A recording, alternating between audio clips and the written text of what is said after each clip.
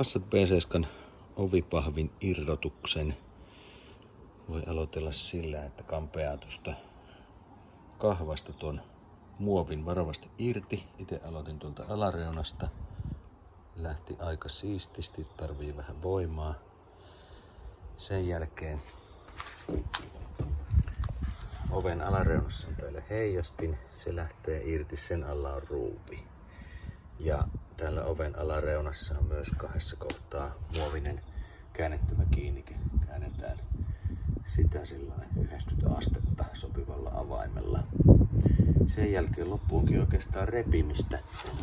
Täällä ovipahvin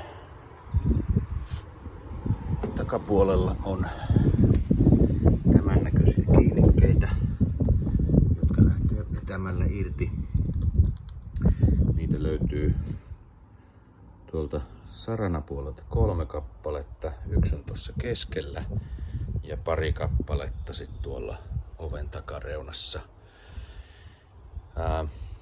Niitä voi jäädä muutama tuonne oven puolelle kiinni ja ne saa sitten irrotettua toki sieltä ja laitettua takaisin tuonne muovipaneelin puolelle.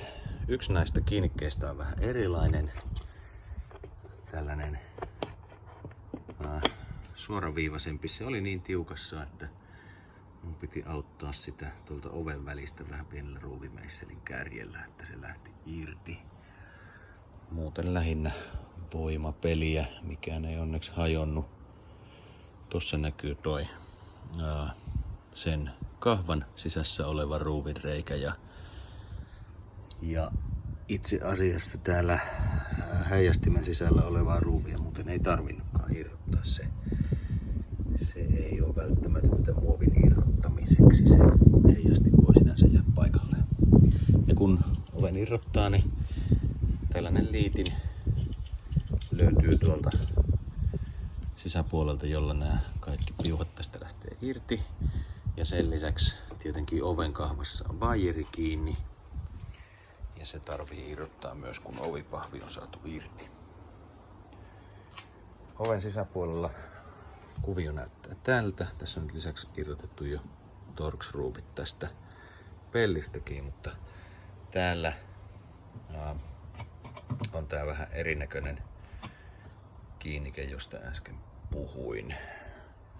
Muilta osin täällä on vastassa mustaa peltiä. Esimerkiksi johtosarjan vaihtaminen tänne edellyttää sen, että tämä pelti otetaan irti.